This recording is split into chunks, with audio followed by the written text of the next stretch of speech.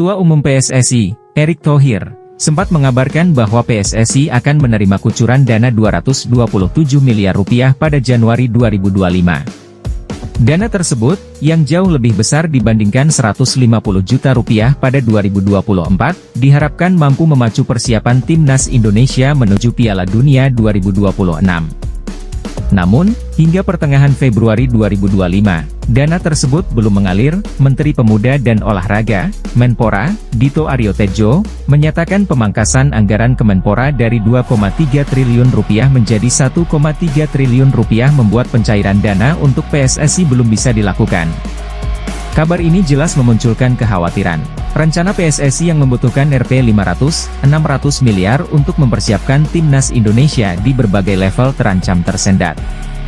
Minimnya dukungan dana berpotensi menurunkan kualitas pelatihan, kompetisi, dan infrastruktur. Akibatnya, target lolos Piala Dunia 2026 pun menipis. PSSI sebenarnya telah menjalin kemitraan dengan 25 perusahaan swasta, yang menyumbang dana sekitar Rp400 miliar. Namun, dana tambahan dari pemerintah tetap krusial untuk menopang program jangka panjang, termasuk persiapan kualifikasi Piala Dunia 2026. Menpora Dito Aryo Tejo menegaskan, kebijakan efisiensi dan penyesuaian anggaran di Kemenpora memaksa pemerintah meninjau ulang besaran alokasi untuk PSSI. Ia berjanji akan berkoordinasi dengan Kementerian Keuangan, Menkeu, dan Bappenas untuk mencari solusi. Dengan adanya pemangkasan, seluruh proyeksi harus disesuaikan. Kami akan bahas secara trilateral, supaya ada jalan keluar terbaik untuk mendukung Timnas Indonesia, jelas Dito di Cibubur, Kamis 13 Februari 2025. Sejumlah pengamat sepak bola khawatir, tanpa dukungan dana optimal, Timnas Indonesia berpotensi terseok dalam kualifikasi Piala Dunia 2026. Persiapan yang tidak matang akan mengurangi daya saing skuad Garuda. Padahal, pencapaian Timnas belakangan ini memicu harapan besar di tengah masyarakat. Erick Thohir sendiri menegaskan, PSSI akan terus mencari alternatif pendanaan untuk menyelamatkan program latihan dan kompetisi. Meski begitu, ia berharap pemerintah segera mencairkan dana yang telah dijanjikan agar Timnas Indonesia tidak kehilangan momentum. Di kursi pelatih kepala, Patrick Kluivert dipercaya untuk menggantikan posisi Shin Tae-yong. Kluivert merupakan legenda sepak bola Belanda dan pernah berkarier bersama Barcelona, Ajax, hingga AC Milan. Tidak sendiri, Kluivert akan ditemani oleh 3 asistennya yaitu Denny Lanzaat, Alex Pastoor, dan Gerald van den Burg. Kehadiran 4 pria asal negeri kincir angin itu menimbulkan rasa penasaran bagi para penggemar. Rasa penasaran terhadap kinerja mereka bahkan juga dimiliki oleh bek Timnas Indonesia, Kelvin Verdonk. Rasa penasaran Verdonk kian bertambah mengingat Kluivert memiliki nama besar di sepak bola. Kendati demikian, bek kiri NEC Nijmegen itu mengaku sudah terbiasa bekerja sama dengan nama-nama besar. Ia bahkan pernah berada dalam satu tim dengan Der Kuip dan Robin van Persie ketika masih membela Feyenoord. Sama halnya dengan Kluivert, Kuip dan van Persie merupakan 2 legenda sepak bola Belanda.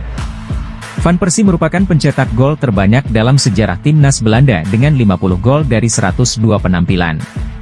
Sedangkan Kuip tercatat mengoleksi 24 gol dalam 104 penampilan bersama The Oranje. Dia, Kluivert, adalah nama besar, tetapi dalam sepak bola Anda terbiasa dengan itu, kata Verdonk. Di Feyenoord saya mendapat kesempatan bermain dengan Der Kuip dan Robin van Persie. Sebenarnya, saya tidak pernah berpikir, wow, saya bermain dengan orang-orang itu. Mungkin itu akan terjadi nanti ketika saya lebih tua, lanjutnya sambil tertawa. Sementara itu, Denny Lanzaat bukan merupakan sosok yang asing bagi Verdonk. Pemain berusia 27 tahun itu sudah mengenal Lanzaat sejak masih bermain di Feyenoord. Lanzaat diketahui menjadi asisten Giovanni van Bronckhorst di Feyenoord pada tahun 2018 hingga 2019. Oleh karena itu, ia mengaku tidak sabar bisa kembali bekerja sama dengan mantan gelandang Timnas Belanda itu. Saya sudah mengenal Denny dari Feyenoord, saat dia menjadi asisten pelatih Giovanni van Bronckhorst, kata Verdonk. Kluivert adalah legenda dan Pastoor sangat kuat secara taktik. Saya sangat menantikan jeda internasional berikutnya, ucapnya. Skuad Garuda akan melawan Australia di Sydney pada 20 Maret dan Bahrain di Jakarta 5 hari kemudian. Seperti diketahui, The Golden Star Warriors mendapat pelajaran besar dari skuad Garuda pada 2024 lalu.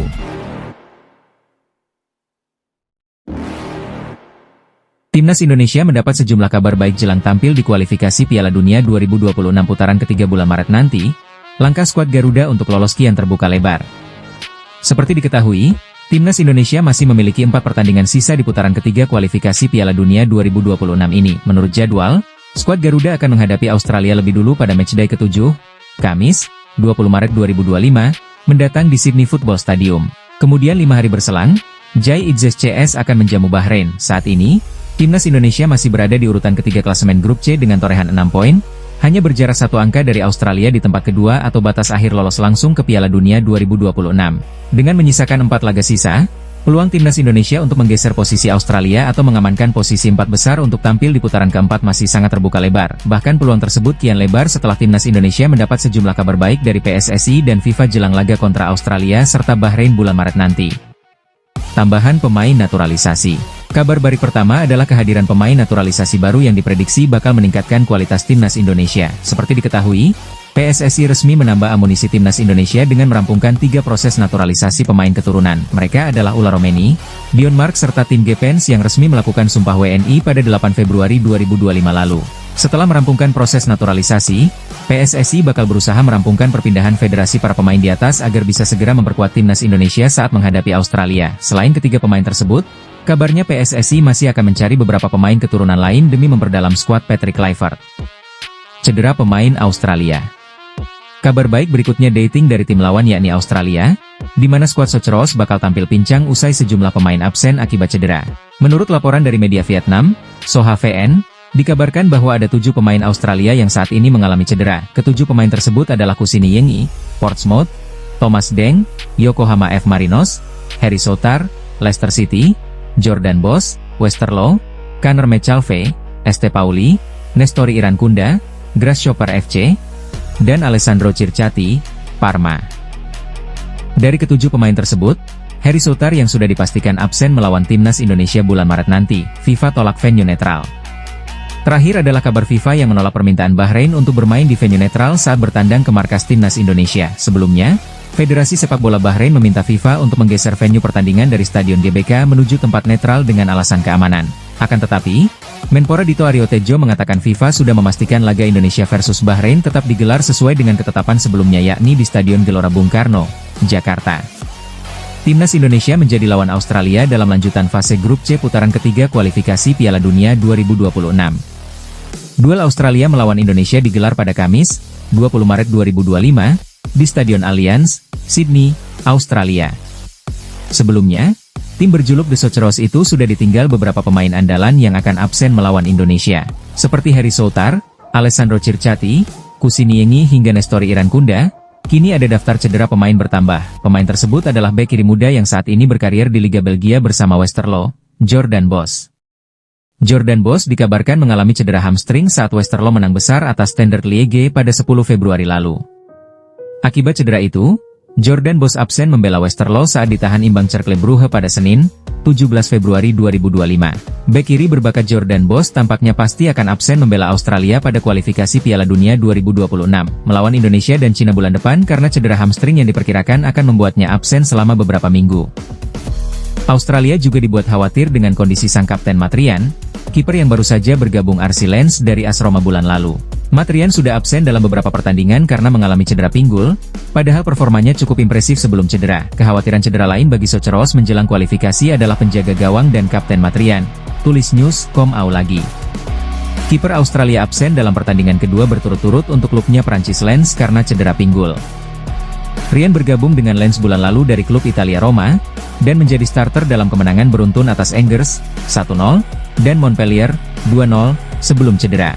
Lens telah kalah dalam kedua pertandingan mereka, 0-2 dari Nice dan 0-2 dari Strasbourg sejak Rian absen. Meski begitu, kabar baik juga didapat Australia, saat wonderkid Bayern Munchen Nestori Irankunda mulai pulih dari cedera.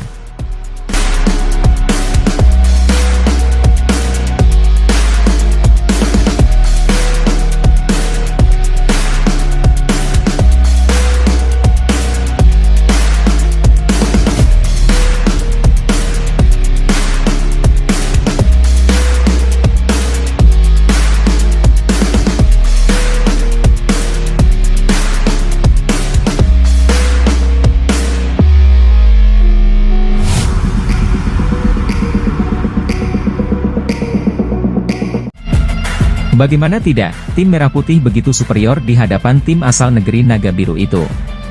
Sepanjang 2024 lalu, kedua tim telah bertemu sebanyak 4 kali. Hasilnya adalah Indonesia berhasil memenangi 3 pertandingan, sementara Vietnam hanya menang pada 1 pertandingan saja. Kekalahan itu tak lepas dari proyek naturalisasi yang digaungkan oleh PSSI.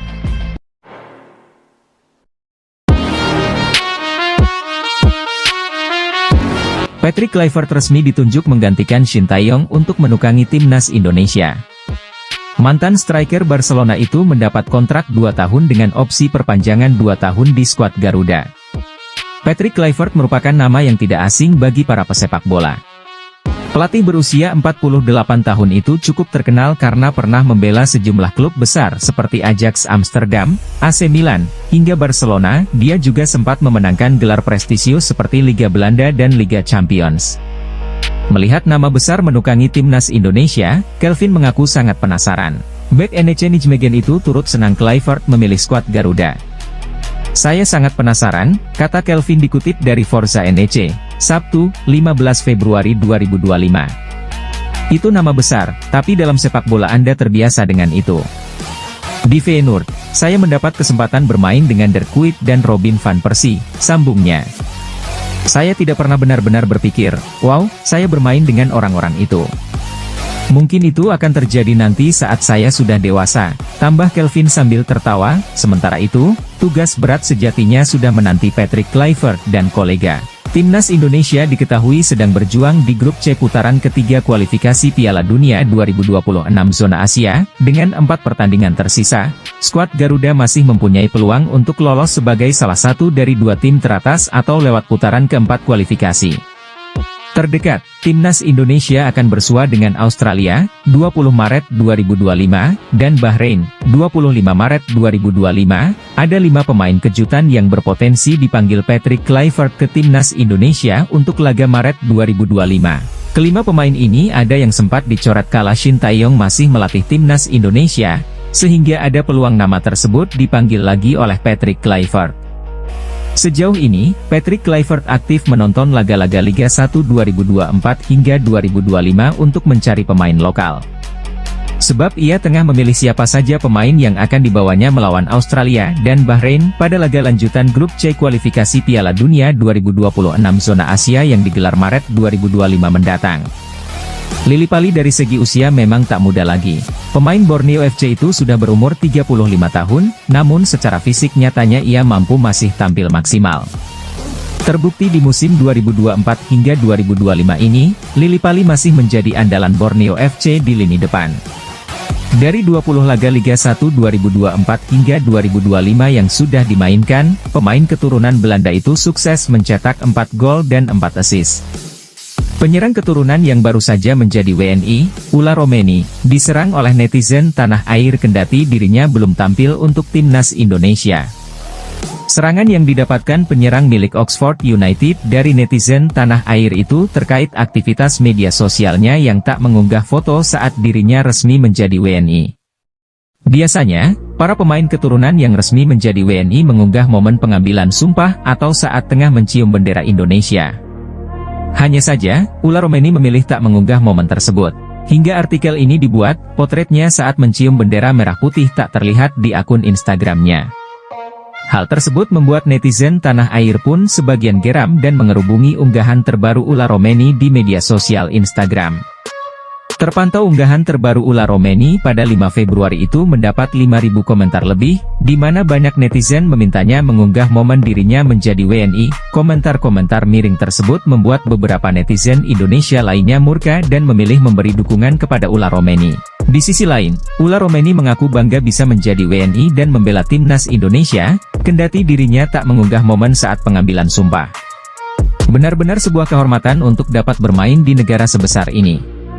Dan saya tidak sabar untuk ikut bertanding demi seluruh fans dan rakyat Indonesia, kata Ula Romeni. Sekadar informasi, Ula Romeni sendiri sudah diambil sumpahnya sebagai WNI pada Sabtu 8 Februari lalu di London, Inggris.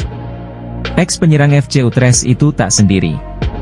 Ia ditemani oleh dua pemain keturunan lainnya yang juga diambil sumpahnya, yakni Dion Marks dan Tim Gepens. Dari ketiga pemain keturunan yang diambil sumpahnya itu, hanya Ula Romeni yang diproyeksikan untuk memperkuat timnas Indonesia senior, sedangkan dua pemain lainnya untuk timnas U20. Jika dipanggil oleh Patrick Kluivert, ada kemungkinan Ula Romeni melakoni debutnya bagi timnas Indonesia pada Maret mendatang saat melawan Australia dan Bahrain. Kelvin Verdong sambut antusias Patrick Kluivert sebagai pelatih baru timnas Indonesia. Dia kini penasaran diasuh Patrick Kluivert. Patrick Kluivert resmi ditunjuk sebagai pelatih timnas Indonesia pada awal Januari 2025. Pemain timnas Indonesia, Kelvin Verdong, mengaku penasaran dengan kiprah pelatih asal Belanda tersebut. Sadil Ramdhani sudah lama tak dipanggil ke timnas Indonesia. Namanya absen semenjak Shin Tae-yong mencoretnya dari Piala Asia 2023. Padahal dari segi kemampuan, Sadil adalah salah satu talenta terbaik Indonesia saat ini. Terbukti Sadil masih menjadi andalan klub Malaysia, Sabah FC hingga sekarang ini. Senasib seperti Sadil, Elkan juga sudah lama tak membela timnas Indonesia. Perselisihan dengan Shin Tae-yong diduga menjadi alasan bek Blackpool FC itu tak juga dipanggil. Kini kursi kepelatihan sudah menjadi milik Kluivert. Tentu pelatih asal Belanda itu bisa memanggil Bagot jika dirasa dibutuhkan di lini belakang Garuda. Satu hal yang pasti, fans timnas Indonesia sudah rindu kehadiran Bagot. Klok sudah secara terbuka membujuk Kluivert untuk memanggilnya membela timnas Indonesia. Klub percaya sosoknya bisa menyatukan pemain lokal dan pemain keturunan di skuad Garuda. Saat ini, klub masih menjadi pemain penting di Persib Bandung. Jadi, secara permainan klub memang masih layak bersaing di timnas Indonesia. Doni Tripamukas menjadi salah satu pemain andalan Shin Tae-yong saat timnas Indonesia main di Piala AFF 2024. Winger serba bisa milik Persija Jakarta itu jelas layak untuk kembali dipanggil ke tim senior milik Kluivert. Saat ini, Doni tengah bersama timnas Indonesia U20 asuhan Indra Syafri di Piala Asia U20 2025. Jika ia bersinar, bukan tidak mungkin Kluivert akan meliriknya. Prediksi line-up mengerikan timnas Indonesia U23 racikan Gerald van den Burg di kualifikasi Piala Asia U23 2026. Gerald van den Burg memiliki skuad mematikan yang berpotensi mengantarkan timnas Indonesia U23 lolos Piala Asia U23 2026. Disinyalir, skuad edisi kali ini lebih mematikan ketimbang saat timnas Indonesia U23 lolos semifinal Piala Asia U23 2024. Ketiadaan pemain-pemain seperti Nathan Choe Aon, Rizky Ridho dan Pratama Arhan yang usianya sudah melebihi 23 tahun, dapat digantikan pemain lain. Posisi Nathan Choe Aon bisa digantikan Delano van der Heijden yang digadang-gadang akan dinaturalisasi menjadi warga negara Indonesia, WNI. Kemudian, posisi peninggalan Rizky Ridho dapat digantikan Dion Marks. Bagaimana dengan Pratama Arhan? Posisi Pratama Arhan bisa diisi fullback kiri FC Emmen, Tim Gepens. Timnas Indonesia U23 juga semakin kuat karena akan dibela penyerang FC Volendam, Mauro Zijlstra.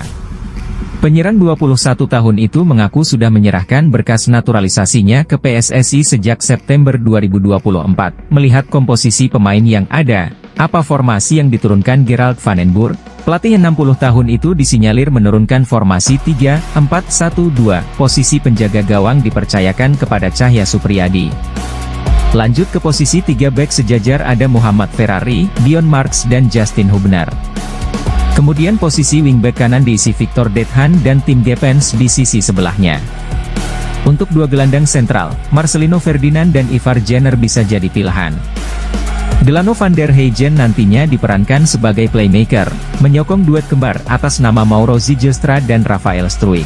Melihat komposisi ini, seharusnya tak sulit bagi timnas Indonesia U23 lolos Piala Asia U23 2026. Terlebih di kualifikasi Piala Asia U23 2026, timnas Indonesia U23 ditempatkan di pot 1 drawing 3-4-1-2 Cahya Supriyadi, Muhammad Ferrari, Dion Marks, Justin Hubner, Victor Dethan, Marcelino Ferdinand, Ivar Jenner, Tim Gepens, Delano van der Heijden, Rafael Struijk, Mauro Zijlstra. Pelatih timnas Indonesia, Patrick Kluivert, dijamin bahagia. Sebab, pemain termahal timnas Indonesia dalam sejarah, Mees Hilgers makin eksis di kompetisi antar klub nomor 2 Eropa, Liga Eropa 2024 hingga 2025. Setelah keluar masuk ruang perawatan sejak November 2024, Mees Hilgers akhirnya kembali bermain sebagai starter bersama sang klub, FC Twente. Momen itu tersaji saat FC Twente menjamu klub asal Norwegia, Bodo Glimt di leg E playoff 16 besar Liga Eropa 2024 hingga 2025, Jumat, 14 Februari 2025, dini hari waktu Indonesia Barat mentas sebagai bek tengah dalam pola 4-3-3. Mees Hilgers mendapatkan nilai 6,4 dari laman statistik WhoScored. Berkat bantuan bek 23 tahun ini, FC Twente menang dramatis 2-1 atas Bodo Glimt. Pekan depan, gantian FC Twente yang tandang ke markas Bodo Glimt di leg 2 playoff 16 besar Liga Eropa 2024 hingga 2025. FC Twente hanya perlu hasil imbang untuk memastikan tempat di 16 besar. Jika lolos 16 besar, lawan yang dihadapi FC Twente bukan kaleng-kaleng. Klub peringkat 3 Eredivisie 2023 hingga 2024 ini akan menantang salah satu dari Olympiakos, Yunani, atau Rangers FC, Skotlandia. Jika tidak mengalami cedera lagi, Mees Hilgers dipastikan siap membela timnas Indonesia saat melawat ke markas Australia, 20 Maret 2025, dan menjamu Bahrain, 25 Maret 2025. Baik dalam pola 2 atau 3 back, tenaga Mees Hilgers akan diandalkan pelatih timnas Indonesia, Patrick Kluivert. Semenjak mengambil sumpah WNI pada akhir September 2024.